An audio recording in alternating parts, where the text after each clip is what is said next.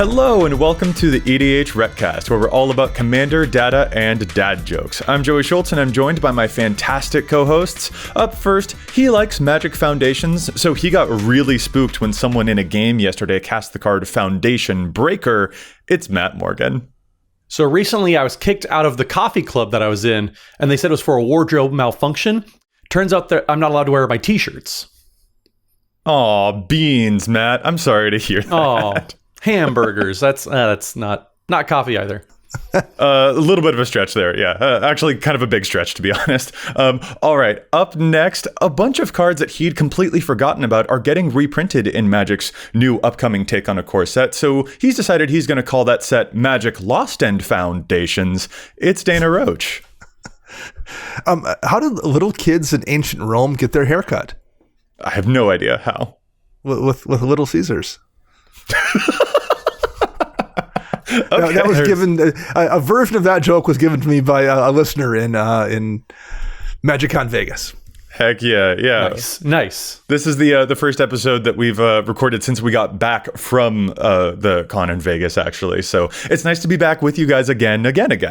Yes, indeed. Yeah, I mean, we recorded before, we got together during, and now we're recording again after. So yeah, again is correct.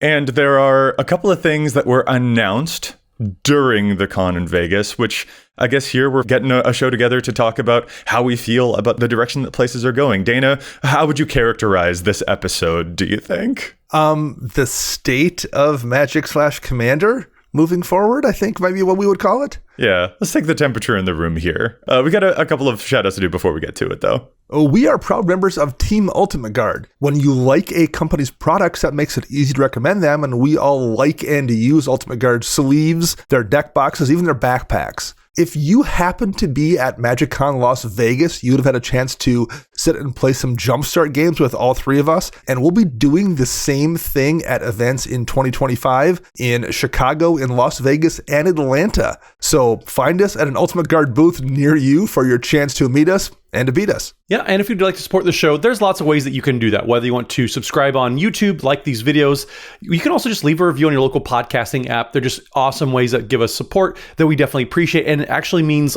way more than you would believe. But if you would like to as well, you can go to patreon.com/EDHRECast, where we have all sorts of patron tiers. You can join our Discord community. You can see all of these episodes a day early. There's all of that and more just by going to patreon.com/EDHRECast, including the weekly coveted patron shout-out. So this week, we are going to give a very special shout-out to Parker Nalchigian. So thank you so much, Parker, for your support. I mean, I'm so brain zonked from Vegas.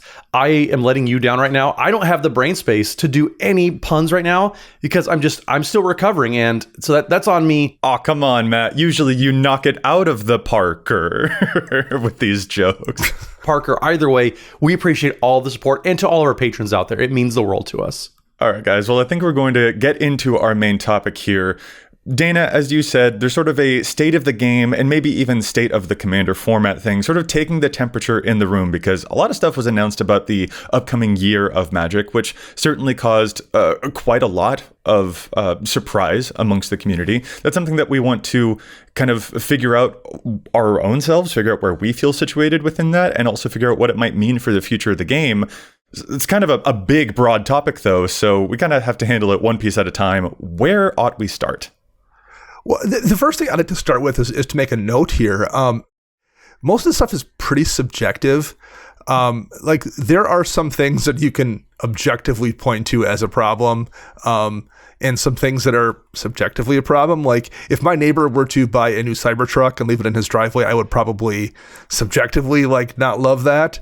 But that's just my opinion. Okay. If my neighbor were to buy, a septic truck and leave that in his driveway, objectively, I think most folks would agree that's just a problem for everyone. That's got nothing to do with personal taste. That causes plenty of issues. I think so. Most of the stuff we're looking at here is more of the potential Cybertruck in the driveway versus the potential septic tank truck in the driveway, if that makes sense in this tortured analogy. Understood. So I guess let's get to some of these specific announcements that caused this tortured analogy, as you just said. I think the first one that comes up is the fact that we're going to be getting, of the 6 main sets coming next year, half of them are Universes Beyond sets. Like, so the kind of Magic universe that we're accustomed to is now sharing half of its space with other IPs. Well, and I said a few episodes back that Magic the Gathering has kind of shifted quite a bit, just how it's executed. And so it's hard for me to kind of accept. I've acknowledged, but I've not accepted the fact that Magic the Gathering almost at this point isn't so much its own game now. It's a game system that other games and other IPs are going to be used to kind of facilitate through that. So we're going to see significantly less Magic the Gathering specific storytelling because we are going to get sets like Final Fantasy, all of those sets that I know I personally am excited, but it kind of is hard for some people to reconcile, me included, that this is the new norm now. Yeah, that's actually a great way to phrase that, Matt, that it's the new norm. And the reality is, like, we can't change that. So we're faced with a situation where you can either accept that this is what it's going to be moving forward, or you can get mad and, I don't know, not play or just be upset all the time about it, and that's not going to alter anything. I love playing Commander. I love playing Magic. So even though I might not love this new normal, I have personally chosen to just like accept it and embrace it and go along for the ride.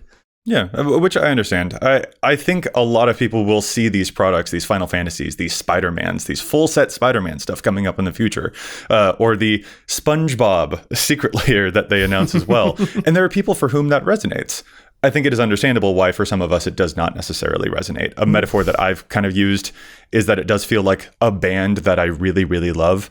Now half of their discography is just cover songs. Right. And it's like, well, that's not why I fell in love with that band in the first place. And that does, have a little bit of an effect on the way that I engage with the game. It's not that those songs aren't good. In fact, a whole lot of these designs are very, very good. And I totally understand why people engage with them and love them. Mm-hmm. But as an overall trend, it does make me feel a little bit like, well, I got to reckon with a couple of things now here, don't I? And I don't want to be dour about that. Dana, as you said, you've moved into an acceptance stage of it. And I think largely I'm sort of the same way. But it is, I think this is sort of our way of reckoning with that. And I think a lot of listeners out there are reckoning with it too. And there are definite upsides to this. Like I think we are all better off with Magic being a popular game. Mm-hmm. And we're all better off with there being more players playing it and a diverse set of players playing it and new players constantly coming in. Yeah. And I think Universes Beyond is a very good way to facilitate a lot of that. Like, there are definite upsides to this. There are downsides as well. Like the game looks different than it once did. I think to a degree, UB limits creativity. Like, Storm is going to do Storm stuff. You knew Captain America was going to be red, white, and blue and throw equipment at people. So there's some narrow design stuff that comes with that, but like, there's also positives. I don't want to focus on negatives because I do think the positives are very positive. Yeah, Dana, I agree that there are a ton of positives. Mm-hmm. I would wager that the player growth that we have seen in the past couple years, even for Magic, just as far as how many people are coming to the game through whatever different venues, that is going to skyrocket coming up because there's going to be so many different things that pull people in. They saw how Warhammer 40K and those pre-cons got a lot of new people coming into the game. The new people were trying out Magic for the first time because they saw all these direct lines of, oh, I know this, so maybe I'm going to like that too. And a lot of people are sticking around. We just were at MagicCon Las Vegas, like we said. It was absolutely enormous. They said over 17,000 people were on site at some point in time. That is huge. That is an enormous amount of people. And so once we start getting more and more of those people, in-person events, I would wager, are going to explode too, just because there's so many more people wanting to see all these new things that are coming out. And I'm excited, and I'm glad that people are coming in to share this game with, but it's also kind of... Yeah, I'll be an old man for a second here and be a curmudgeon. But yeah, it's kind of at what cost? And I think this is one of the big ones is the marketing efforts. As a marketing person, they're doing absolutely fantastic, finding ways to market to new players. And Universes Beyond is just one of those big pieces. Yes, yeah. For myself, there are still plenty of those negatives that do feel like they're kind of weighing on my shoulders a little bit. And I feel like that is actually going to be true for a lot of folks who might feel a significantly bigger degree of frustration right now. Frankly, if you actually look at the video of the Wizards panel that was announcing this change, there are a couple of moments from that video that I found really stand out. As an example, early on in that panel, Wizards announces that for some products, MSRP is coming back. The audience reaction to that, the crowd went wild in a way that a lot of the panelists did not expect and were not ready for. And they kind of hinted that they expect some of the future announcements that they're about to make will get an even bigger reaction. And then they mentioned some things like half of the sets will be Universes Beyond. And it's a resounding silence that they're met with. And it's like, whoa. Yeah, it's kind of like an artist revealing some new piece of art they think is going to be just such a huge hit, and just it's kind of crickets. Or the new comedian who cooks up this great joke and spends all this time preparing for it, and then they just fall flat. Right. And another key moment that stands out to me from that panel is their acknowledgement that they're pushing back the formerly promised Return to Lorwyn set from 2025. They're pushing that into the following year. And that was not done because that set needed more time. It was done to make room for more stuff like the Spider-Man set in 2025 instead. So it's like, even if Lorwyn doesn't excite you, and even if you love Spider-Man a whole lot, I think everyone can kind of understand why people would feel crestfallen by that announcement, because it's a pretty clear example of the game very literally sidelining itself. And those are the moments that I guess made it feel even more weird, when many of the panelists were surprised or taken aback by what things received positive responses and what things apparently bummed the audience out. I was not there at that panel, but I heard from many, many people that it was definitely, like you said, Joey, not what the panelists were expecting in terms of response. And that's the thing that has me a little bit more concerned about game future, is that disconnect between company and player. The kind of thing, like what they expect the reaction might be versus what the reaction actually is. And in fact, I actually took the link to that video and I put it into a YouTube likes versus dislikes checker just to kind of see. It has a 57% dislike ratio, 1,200 likes and 1,600 dislikes. And I'm like, okay, so a lot of people are feeling this way. A lot of people are feeling a certain type of way about this. Yeah. And I understand. For a big part, I kind of feel a lot that way myself. But Matt, as you said, it is undoubtedly bringing a lot more people into the game. And I am happy about that. I'm very, very happy about that. It just does sort of feel like that at what cost? And then it's our ability to realize, oh yeah, there's nothing we can do about this. So I guess we will just have to accept it, make our stances known, and figure out how we can fall within those to make the game, what we hope it can be, and still be welcoming to folks for whom this is exciting. I think the next thing I would like to touch on here is the non-Universes Beyond sets that still kind of feel like Universes Beyond sets. So last year, for example, we got Thunder Junction, Murders at Karloff Manor, Duskmorn, and frankly, Bloomburrow to a lesser degree, sets that didn't feel like a traditional Magic set because they were so heavily based on some, pop culture thing they were referencing. So Thunder Junction being very cowboy based, Murders at Karloff Manor being built around kind of a mystery, whatever it is. And we got Aether Drift announced for 2025 along with Edge of Eternity. So we're continuing to see even the non-Universes Beyond sets lean into areas that don't look a lot like what we expect from a traditional Magic set. I'm wondering what the two of you think about the continued move in that direction. That's not a thing that worries me personally. I feel like Magic has been on that train for a while. They've just been better at hiding it in past years. The Throne of Eldraine being all fairy tales, Theros being all Greek myth and Greek lore. The Conspiracy Take the Crown being straight up like, here's our take on Game of Thrones.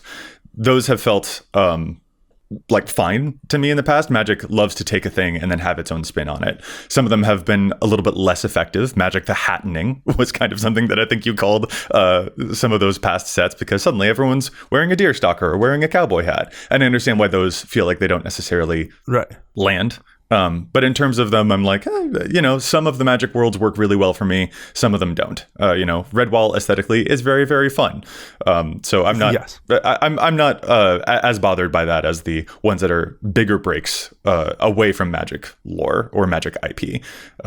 Those do feel substantially different to me still. See, for me, I think I'm more on Dana's side with this, where a lot of these sets very much, yes, you're correct, Joey, that Magic has done a lot of taking something that we know in the real world and adapting it and forming it, but it still felt like it was a Magic execution of it. Yeah. Whereas this year, especially, Duskmourn, I know a ton of folks really love Duskmourn and how it was executed, but it feels so incredibly on the nose. Same with Thunder Junction for me. Those two sets especially really just felt, I felt very disconnected from the sets. It felt very almost like a Universes Beyond or an unset. If probably more closer to an unset than Universes Beyond for me personally. And so, yes, with that said, I would like to see more Magic believing in the IP, I guess, and maybe that's not the right word or very gracious way to put it, and because I don't want to feel like I'm bashing on the designers and the world builders, because it still is a ton of very, very hard work that I absolutely admire. It's creative in a way that I never could be, but also I still would love to see that Magic just kind of, again, like believes in itself, and it doesn't need to take Stranger Things and turn it into a Magic set. And that's where me as the more established player kind of has been struggling a little bit with just where we've gone story-wise, at least. The cards themselves still powerful, so I'm still able to turn things sideways, and that's reassuring to me.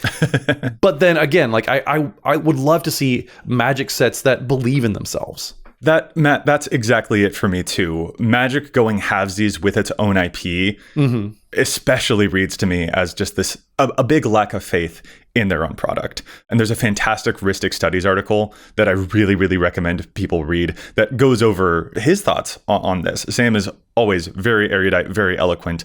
And it does kind of feel to him very, very transparently that like this is a little bit of the Funko Popification of Magic, that they're sort of selling the silhouette of a Magic card in the way that Funko Pop is selling the silhouette of a thing and just reminding you of other stuff. If folks remember that Cardboard Crack comic, sort of parodying Universes Beyond about like attacking a SpongeBob into a Kylo Ren, and then an Elsa shoots ice blasts, and then Iron Man gives +2/+2, things like that. It does kind of feel like Wizards is actively trying to make that comic more and more true every day. In my opinion, Wizards, what are you going to do after 10 years? You're going to run out of stuff to copy. I don't know what the long-term plan is, but I know it makes the line go up in the short term. But yeah, it does sort of read as Magic not necessarily having as much faith in itself. And the types of people that I enjoy being around and the types of art that I love to consume are the ones that are unabashedly themselves. So that does make me a little bit sad. I don't feel that with the Thunder Junction stuff quite as much as you guys do, but I completely understand where you're coming from because I feel it very extremely too. Yeah, this is the one that I think I struggle with the most. I feel like in a general sense, the community is much more negative towards the preponderance of UB sets than I am. And I said I can find the positives in UB sets and Universes Beyond stuff. Like I might not have a lot of interest in this old house Universes Beyond, but you know, if it brings in people that are very excited to have a Bob Vila commander deck, then I can find that positive thing and embrace it.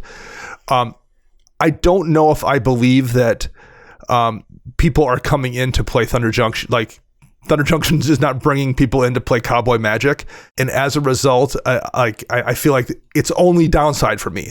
The game that I love is being kind of turned into this other thing, and I struggle to find the positivity in that. Particularly right now, we're in the middle of Foundations previews, and it looks so good, both in terms of like the amount of cards in it, and it just feels like a traditional real Magic set, that it makes me dislike the Magic that's happening this year, and it makes me look forward to Aether Drift and Edge of Eternities even less than I already was looking forward to them, because it's, again, Magic sets that don't feel like Magic sets to me, and I can't offset that negativity with some positivity. If we're being honest, so another factor of this is they're moving from the 4 main sets to 6 main sets next year. That's going to be a new set every 2 months. We are not beating the product overload allegations anytime soon there, people. Yeah. If we're being honest, I think the fact that it is only half Universes Beyond is a win that the designers at the company had to fight for against whatever corporate overlords were deciding, like, you know, what makes the most money and what should they be doing. At least on the creative side of things, I also understand that like those 6 sets, coming up with 6 new worlds would be like probably way too hard. So I think that this does like kind of relieve some pressure from the design teams. It is also possible, frankly, that we would react with even more exasperation if they did stick with 4 sets, but turned half of those into Universes Beyond sets. At least this way we are still keeping 3 Magic set worlds a year, which is, something to hold on to. But yeah, it does just sort of feel like, oh, this is all a bit much of a muchness now, isn't it? And I understand why it feels like a struggle to figure out where it is that you have the most love in the game. It is definitely a ripple effect of the Hasbroification of Magic the Gathering. Yes. If you paid attention to the quarterly reports, Hasbro didn't do very well, but Magic did extremely well. And so I think Hasbro is going to really lean in and kind of just keep pulling as much out of Magic. And if the side effect of that is we're just getting way more sets and way more secret layers and all that, secret layers at least are, for me, extremely easy to skip because there's very rarely anymore new cards that are coming out that way.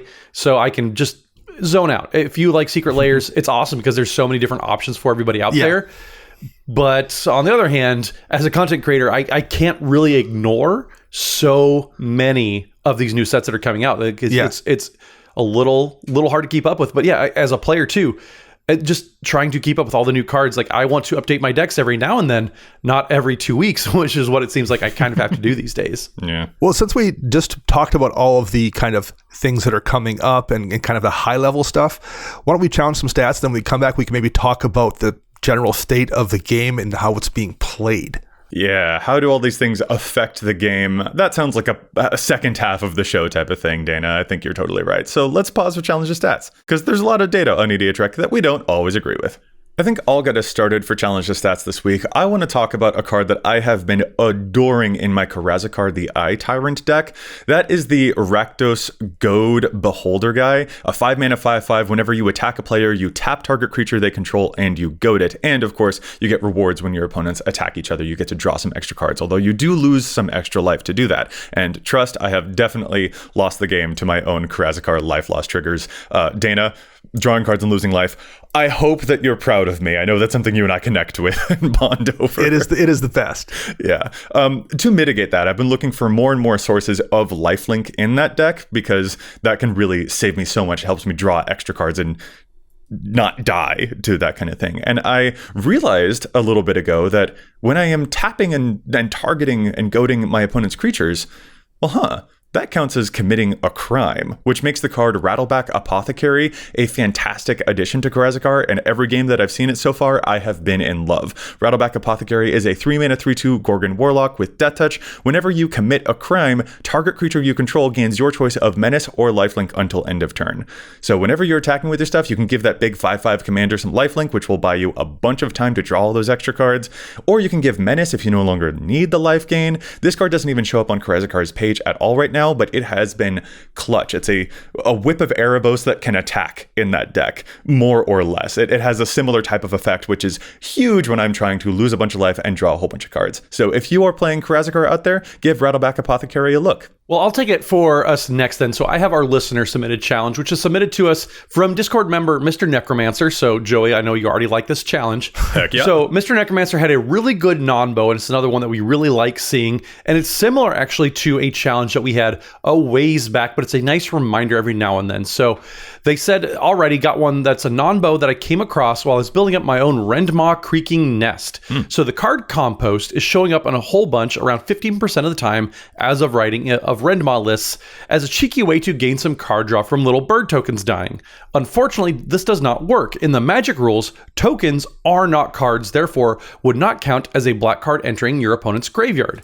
And this is a really, really good catch. So Compost, for those who don't remember from when we talked about this back with the Daryl Hunter of Walker's legend that we talked about a while back, Compost is 1 into green for enchantment that says whenever a black card is put into your opponent's graveyard, you may draw a card. And Rendmaw, as they mentioned, is all about making a whole bunch of 2/2 tokens for your opponents whenever you're playing a card that has 2 or more card types. So you're giving your opponent a bunch of different tokens, and then in theory, Compost sees them die and you draw cards.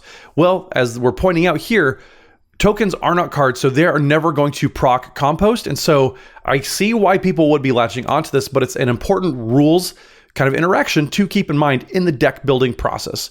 So using it as a clever trick with Rendmaw sadly does not work the way you want, and you may want to consider something else. So absolutely, Mr. Necromancer, this is a great catch. It's a really important interaction that you would want it to work. I want it to work too, but unfortunately the rules don't let it happen. So if you're looking for things that deal with tokens, remember, tokens are not actual cards. And again, with some of these older cards, when it says whenever a black card is put into an opponent's graveyard, it can't be those tokens. So good catch, Mr. Necromancer. Thank you for the submissions, and hopefully we'll catch all these non-bows here soon too. Heck yeah, we love a non-bow challenge. Last but not least here, I want to talk about a underplayed but really good piece of removal, and that's the card Utter Insignificance.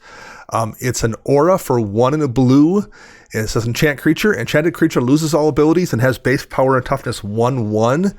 And you can also spend 1 and a colorless mana to exile the enchanted creature. But what's really, really good about this is it has flash. And the problem with a lot of these like auras, the kind of dark moon mutation effects that you can hit a creature with to turn off their abilities, but not make them go back to the command zone, is you are stuck with playing them at sorcery speed. That's not the case here with Utter Insignificance. It is basically the same casting cost as a Reality Shift, a card that's in almost 100,000 decks in EDHREC. Utter Insignificance comes down and it turns off the scariest thing in play. It loses all its abilities. Worst case scenario, you drop it on something that's attacking you and you block it and kill it. But very, very often, if there's something troublesome that you don't want to see go back to the command zone or go to the graveyard, 1 and a blue mana to just turn that off until your opponent finds a way to get rid of it is a really, really good rate of return. And the fact that, like, in a pinch, if someone goes to remove the enchantment, you can spend 2 and a colorless to just exile the thing and have it go away. That's pretty useful too. But even if it couldn't do that, I think that's still a really, really good piece of tech, and it should be in more than 4,600 decks on EDHREC. You know what's wild to me is that in the very same set as Utter Insignificance, there was also the rare Amphibian Downpour, which is 3 mana, also turns things into base 1/1s. It's an enchantment that has flash, and it has Storm. And I think all of the attention in the room goes to Amphibian Downpour, which is a magnificent card. If you've ever seen that one on the battlefield, wow, does it take over? It's nuts. But that doesn't make Utter Insignificance a bad card. Amphibian might be a little bit better, but they're both devastating when played correctly. I actually got to drop 6 copies of Amphibian Downpour onto stuff in Vegas in a single turn. That's felt real good. I got goosebumps just hearing that, Dana. Yeah, that sounds so evil.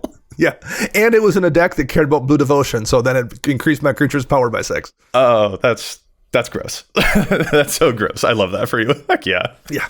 All right. Well, Dana, you actually just mentioned an example of a game that you played in Vegas while you were at the convention. I kind of want to use that as a springboard back into, the second half of the show to talk about the health of the game, and maybe your experiences recently playing a whole bunch of Magic will help inform that. But like, what are some things that we've observed? What are some worries we might have about what's going to affect the format? How do we feel that all of these recent announcements will affect the format in the year or several to come? I guess, Dana, where are you with all of that? And were there any particular moments that stand out to you, or particular things that you observed while you were playing a whole bunch of Magic? So to just use Vegas as an example, and of course that's not representative of, the format as a whole, but to use Vegas specifically, every game I played there, both at the event and off-site when I was playing some games afterwards, was a really good game. People were cognizant of power levels. They were, aware of like, well, this deck might be a little bit of a pain in the butt because of this or that, but I'm going to give you guys a heads up. Like, people just communicated really well. I think they were just aware of potential problems with interactions that they were doing. I just had all really good experiences. It feels like everyone has, for the most part, kind of figured out how to talk things through. And I think that's a really good sign. It was something that I think we've gotten better and better over the years. And for some reason, it really was visible, it felt like, at MagicCon Vegas, that everyone was kind of on the same page. Matt, was that the case for you too? Yeah, absolutely. I don't think I had a bad game, and that's probably the first event in a long time that I can truly say that and believe it. The pregame conversations all were great, and none of them took any longer than 30 seconds. I think everybody sat down, kind of showed off. Here's kind of what I'm thinking. I only had 4 decks, so I just turned my box over to the other people that are sitting at the table. It's like, what does everybody feel like? Asking questions. Okay, cool. We're great. And that was really the extent of it. It was pretty quick. And I want to say that a lot of the implications with the recent bans of Jeweled Lotus, Mana Crypt, Dockside all being gone, I think there was a little bit of a shadow kind of coming into the event that really wasn't actually felt, at least at my tables. Now, I know there was a ton of people playing CEDH, and that might have been a little bit different. But also the tables that I did see that were playing CEDH, they were booming. There wasn't really a whole lot of disconnect. I asked a few people kind of how their weekend was going that did play CEDH, and all of them said the games were great. I feel like the format now, despite all of the things changing, the game at large still is in a very good spot. There are still definitely places to kind of nitpick and be worried, with the upcoming power brackets and things like that coming up. Yeah. There are things to keep in mind that are kind of up on the horizon. But for now, for the actual games that were being played, people are still playing a lot of Magic and having a ton of fun with it. And I'm definitely one of those people. I actually want to throw another data point in here too. Last year, Dana and I did an episode about how we tracked our game data during all of 2023, and we shared our results about like how long games went and the most winningest decks and silly stuff like that. And keep your eye out for our version of that for 2024 as well, Dana. I'm really looking forward to that future episode. It's a really fun project, and it's fun to make those episodes. Mm-hmm. A thing that I omitted from the past episode was that I had over the course of 2023 noted little asterisks for games where an experience happened that the entire table kind of didn't care for. And those specifically were moments where like everyone did talk about it afterwards, about like, did the game go sour? And if so, for what reason? And how can we as a group like acknowledge, honor that? Maybe we shuffle up and play another one to make sure that we all do get on the same page. It was moments like that. But they were particular moments that it was kind of like, oh, it's sort of a bummer happened in the game. I counted how many times that actually happened. And out of the 217 games that I played last year, there were only 9 games where I was like, something happened that I did not care for. That's only 4% of games where I marked that I had an experience that I'd count as not ideal. That is so small that I almost want to call it a rounding error. Sure, right. So from last year and also having a similar feeling this year, at least when I'm just looking at the numbers, I'm like, that feels great. That felt very, very good to me. I think for us, there's definitely something to acknowledge that, especially at a convention, we are a more recognizable face. And that is a very different experience to a player who's going to an LGS and stuff like that. Mm-hmm. There are certainly plenty of circumstances where we are absolute nobodies. So like we have that anonymity in plenty of places in our life as well. And let's be real, there are a lot of folks who are out there gunning to KO us in a game too sometimes. Yeah. But just to, giving my own personal anecdotal bit of evidence there, I've had some great experiences, and that felt also true this weekend. Well, and one thing I also noticed, and I guess this isn't necessarily different than the past, but I played a couple of games with people that were primarily CEDH players that also had lower power decks. And again, it was a smooth transition. They're like, are you playing competitive, or are you guys playing, casualish? I'm like, we're playing casualish, no problem. And they'd bust their casualist deck, and it would seamlessly play like it would any other person's casual deck. Like that just wasn't a problem for folks to transition from playing competitive to playing in a less competitive table. Mm-hmm. So I'm glad to hear that at least in, recent stuff, we've had some really great experiences.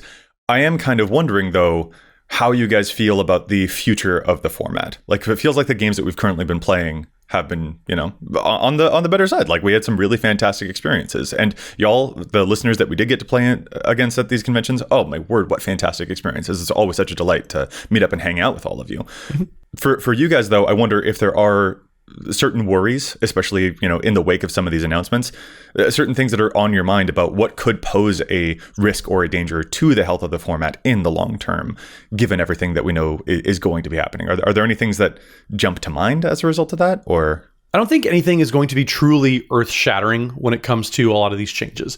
The game, I don't want to say it's too big to fail, but I think it's got so much momentum going for it. Now, there's a lot going on with kind of the structure behind it, the admin, the high level stuff, with the rules committee, with Wizards of the Coast running the format and managing Commander specifically. But also there's enough very, very good minds they brought in that I don't know if they're going to be able to make truly bad decisions. Because there's going to be so much going on. There's going to have so much feedback. So I am not excited for that, because I think it's going to continue, like we said, the Hasbroification of Commander specifically. But as far as what it boils down to, the games themselves being able to be played, ultimately we're still going to be able to play the games. We're still going to be able to go to these events. We're going to sit down with our play groups at our local shop, at our kitchen table, whatever it is. We're still going to be able to play. And I think that kind of gets lost in the sauce a lot of times when these conversations are had. The new cards are going to be able to come out. And if you don't want to pay attention to them, you don't have to. And so, yes, there's nothing existential happening on that level. But from the day to day, there are some things looming like Wizards of the Coast taking over control that they give me a little bit of pause, but not any true concern. So I do have one kind of concern with the state of the game. The last several years, we've had quite a few commanders that get printed in basically every set that are some variant on, this is a 2-mana commander with Ward 2 that says whenever you Simic a second time, or like some version of that, where there's like half a dozen lines of text on the card, all of which are very, very powerful, all of which synergize with themselves. Yeah. And that makes it very difficult for you to play a game against that deck where you are also not playing a commander that whenever you Simic a second time. Now, I am very engaged with this game, and I spend a whole lot of time tinkering with my decks. And for the most part, that gives me a lot of advantages, so I can play with like a much more modestly texted card and do okay against the ones that have half a dozen lines of text and Ward 2. I don't know if most players are that lucky, and I think we've created a situation where despite the cards in the 99 maybe being very similar, if you aren't running one of those commanders in the zone, you are very, very far behind. The decks may look similar in terms of power, but access to that card that does all of the things makes it very difficult to compete if your commander doesn't also do all of those things. And I'm not sure what the answer to that is other than just run one of those new commanders, but I don't think that's very good. Dana, I feel that hardcore. It's actually the same worry that I have as well. We get a lot of self-contained commanders that pose a question and then answer that question all on their own. They give themselves the means to do whatever they're asking the deck to do. They reward you for doing X and then have Y ability that facilitates making X happen. As an example, the new Golgari Winter doesn't just get stuff out of your graveyard, it also mills you. Marina Vendrell doesn't just lock or unlock rooms, she also finds you all the enchantments off the top of your deck when she hits the field. Cruel Claw doesn't just have an on-hit ability, there's also Menace to help make sure that it's easier for you to hit those. Glarb doesn't just let you play stuff off the top of your deck, Glarb also surveils. The Necrobloom doesn't just do landfall, it also gives you the dredge. Wizards has gotten into a habit of having these commanders that do feel a little bit like a flowchart. And in plenty of those cases, they're very exciting. Yeah. There's so much that you can do with that. It does feel that now we as an audience are a bit conditioned to sort of expect those really exciting things too. Sure. And that is the kind of thing that makes me a little bit worried that it's the start or the middle of a power creep spiral, that we can't put that toothpaste back. Right. And it harkens a little bit to that Corvold-esque era of design that I think caused a couple of big things to happen in the game. And it's the thing that I am also the most watchful for. When Wizards is making very, very powerful stuff right there in the zone, that's how we get Nadus. And I don't want us to have more Nadus, is all I'm trying to say, for the entire, for every format, not just for Commander. Yeah. When I would look back and look at the game, 5+ years ago, there was a couple of commanders that you could list on one hand that you felt like, oh, if I let this person actually play their commander, I'm going to lose. There's 2 in every pod now. It feels like if I let this person land this commander and untap, it's either just going to win the game flat out, or it's going to generate them so much value that I will never recover. And I used utter insignificance as my challenge of stats, partially because that's in a bunch of my blue decks, because I feel like I have to run 3 or 4 of those effects in every deck to just turn off those commanders entirely, or as soon as it hits the field, the game's going to be over. And I just don't think that's a very good play pattern. I don't think it's a very good play pattern. I 100% agree that power creep is a concern. I don't think that's just a commander thing. That is a Magic thing. Everybody that plays the game is experiencing that. And so lamenting that as a thing that we're not really excited about, or like it's kind of looming over us, It's looming over every Magic player. That's just part of the game's progression. World of Warcraft, Destiny 2, like every game that people have played really has either had some sort of hard reset or just power creep over the years. And since we are a paper game, we can't really do a reset. That's just not going to happen. And so this is just kind of how it's going to go, for better or worse. But again, it's not just a Commander thing. This is a Magic thing. The power level of every card is just going to be higher and higher every year. Right. And I think for me, the reason that poses a concern specifically to the Commander format, a very eternal format, like Matt, you're absolutely right. This is happening all over the place. Yeah. Our show's about the EDH, though, so that's one of the reasons that I focus on the EDH part of it. Sure. But it also... I totally get that, yeah. Yeah. And what I also notice is that it does feel more and more like Wizards is discovering their comfort with taking the balance pressure off of themselves in card design and offloading that responsibility onto players to dictate the experience that they want to have. And for the most part, that's fine. The Commander format is fundamentally broken anyway. And so like, why waste valuable company time trying to balance something that is already utterly broken? If we all are saying, hey, we want this type of experience from a game, then we will make sure that we find it. The problem for me is just that, like, with the relentless set of bases, they're increasing the number of standard sets, and they're trying to create more and more things that excite, and the certain patterns that they now fall into that we expect in order to be excited. You know, a commander that doesn't self-enable would probably no longer be as exciting because of the trends that they've done. They've gotten us into some of these patterns, and they themselves have gotten into some of these patterns. That just makes me feel a little bit like, okay, whoa. So I, as a player, feel that this pressure will not be decreasing anytime soon. And that's the type of thing that I want to be conscious of, is like, I think this responsibility on players just ends up getting bigger and bigger, not necessarily in a detrimental way, but in a way that we all do need to be cognizant of. And I think one thing that happened sometimes in the past with some of these stronger, like, must be dealt with on-site commanders was people also maybe got bored of them. Like, I built this super powerful deck and got to play it and got to get my reps in. And okay, it either quit being fun because it felt like it was maybe almost even too easy in some cases, or I didn't like the fact that everyone in my pod immediately like focused me down and I didn't get a chance to play. I don't know if that happens though when there's 100 of those commanders versus 4, because you aren't the one person in the pod who's playing that Rafiq that was once the bane of the format, or that Kali of the Vast. When almost everyone is playing those things, I don't know if you can get into that position where you're like, oh, okay, I got to have my fun now. I can go back to playing one of these more insignificant commanders.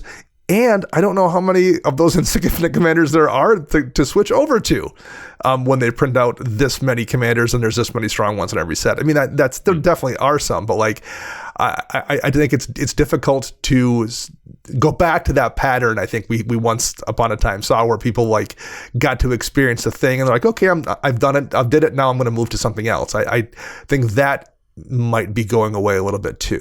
Well, I think that it kind of is, but also there's more players that want to play big and powerful things, and it's giving them all those tools. Sure. One of the things when Mana Crypt was banned was our friend Brian Kibler, who does Commander at Home, talked about how I like to play big and powerful things, and this stops me from doing it. It was a very frank conversation that he had. People want to do those big and powerful things, and so Wizards really just giving players what they want.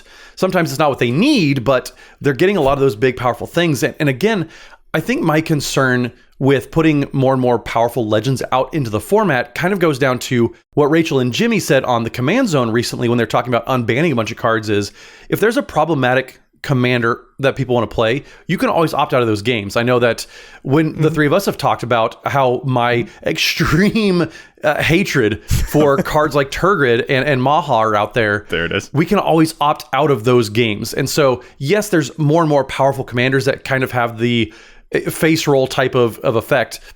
You can always opt out of those games. And I think that's one very, very important piece to keep in mind is, yes, maybe they're not playing the game you want to, but especially at events like Magic Con Vegas, there's plenty of games to be had.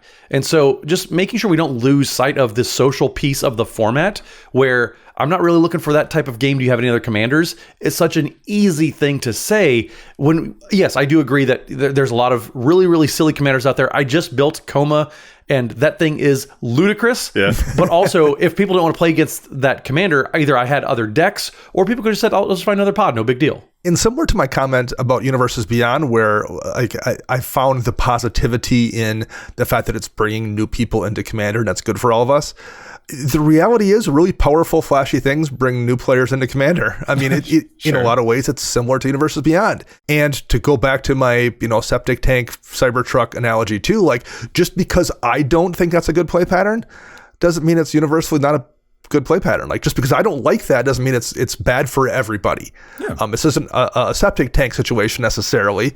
It's maybe more of a Cybertruck one, and maybe you do like that. So like that's maybe okay as well. I don't want to get too negative about this one necessarily, because I think there are maybe some advantages to it. Yeah, I think it's just becoming more so the case. Listening to what you said, Matt, and also I'm going to carry your metaphor a little bit weird here, Dana, but we do have a lot more Cybertrucks and septic tank trucks in the format. And so when you sit down at a table, Sure. more and more, it's going to feel a little bit like I've got a regular car and I see 2 Cybertrucks and a septic car. Right. And like balancing Yeah. that out, it's a lot of disparate places to go. And that problem is not shrinking. Yeah. It does feel like we ourselves are going to, we are almost forced to become a little bit more self-assured with those things that will happen, and that's sometimes daunting for players to get into. Even saying, "Hey, can we not with that thing?" is sometimes something that some players out there might feel intimidated by. Another thing that I also find important about this power spiral that we're inevitably locked into now that the company is continuing to sort of fire hose at us this entire time. A concern, I guess, about the future of the format is how resilient Commander has proven itself to be against the possibilities of metagaming. CEDH notwithstanding here, they know what they're doing. But in terms of like anti-treasure tech or anti-ward tech, there have not been individual card responses that are particularly effective or popular. That's something that we see in the data on EDHREC basically all the time. We've done whole episodes going over the unpopularity of anti-treasure cards like Viridian Revel or Sarpadian Avenger. They just don't necessarily catch on. Players are much more likely to play something proactive rather than responding to an issue. Because after all, sometimes the best permanent removal is just player removal. If I can be super proactive in my own strategy, I don't even need to bother metagaming. And besides, if I have an anti-treasure or anti-ward card in my hand, who's to even say the person doing treasure or ward things is the archenemy problem that I have to deal with in the first place? So how about I just face roll them instead in the first place? That kind of tends to be the response. But that does kind of mean that whenever Magic invents the next treasure thing or the next ward thing, the next format shifting mechanic, we don't necessarily have ways to undo those shifts. We must simply accept an irrevocable change. Treasures have vastly increased the speed of the format, in my opinion. I was actually talking with Murph from the Command Zone about the length of games, and he noticed that on game nights, he hasn't edited in ages a game that went past turn 8, as an example there. Or our response to Ward has been like, well, there's no good anti-ward tech, and they're putting on some really powerful commanders out there. I guess we're all just increasing the number of board wipes. These are things that we can do. These are not all necessarily problems. No individual example is make or break, but over time, changing a few degrees here and there adds up to your destination. Suddenly you're miles off of course later on. And that's the kind of thing that I have a weather eye open on the horizon and a little bit of worry about. Yeah, I think that's a really good analogy actually too of, a few degrees here and there may not seem like a big deal in the moment, but Right. those few degrees expand into huge differences down the road, and that is I love that the way you worded that, Joey. That's Thanks. absolutely a good thing to keep in mind, because we see these small little changes here and there, but then over the course of time, some of these changes, like with Universes Beyond, how big of a deal is it going to be in 3-4 years, and how does it help guide the growth of the game? For better or for worse, because it's definitely changing the trajectory of what we're doing now. And it's just, I don't think we're going to be able to feel it for a couple of years. Yeah. I think one other thing I want to mention here, and I hope it's something we've been able to make clear already. We don't want to yuck anyone's yum is kind of a thing that we've said a handful of times. And again, there are going to be a lot of players who are excited about the Marvel and the SpongeBob and all of that. And I hope that episodes like this or discussions about these products, about these IPs in Magic, that the discussions that those players have with their friend groups don't end up accidentally taking the form of gatekeeping, because I don't think that's what any of us like. Maybe that's my other concern is like, will this shift in Magic cause more people to feel a little bit more like they want to preserve the Magic that they have, and will that cause them to act in ways that are not conducive to new players jumping in and having a great time? That is also maybe a worry, and that is simply a player responsibility situation. It's just like, listen, I'm not sure that I'm excited to play against Patrick on a Magic card, but if you are excited, I want to share in your excitement. That's fine. It is not, again, about any individual player or individual IP. It is just a trend that is shifting in the game, and I have a couple of morose feelings about that. I want people to enjoy their stuff. There are things I want to enjoy too. Yeah. We will be able to find that together, but there is still a sort of reeling from the all of it as we've been frogs slowly boiling in the water, so to speak. So I think that's just another thing I wanted to hit on real quick is like, hey, let's make sure that we're not being jerks to each other about this, because I get why people feel a certain type of way, but like the game's still fun, y'all. So let's make sure that we have fun with people who are trying to find that fun too. Yeah, I think that's a good note to end on. Like there's lots of positivity out there, and I think the positive definitely overwhelms the negative. We need to talk about the negative because like I don't want to pretend it doesn't exist, but like I think overall I'm feeling pretty good about where Commander is. I'm feeling really good about where Commander is. I'm looking forward to 2025. Yeah, I'm feeling great. I'm excited to see what comes out, what's going to impact games. But overall, the games themselves, they're going to go on. They're going to keep getting played places that nobody even knows where they're being played. And that's just a comforting thought, something that I think we can carry into next year, despite all of the sets that are coming out. And frankly, again, Dana, as you said earlier, Magic Foundations looks pretty baller. It looks pretty dang cool. Yeah. So lots of stuff to look forward to, lots of stuff to be aware of. But as you said, we're going to call this episode to a close. So fellas, if our listeners want to get in touch with us, where is it that they can find you on the onlines? Matt?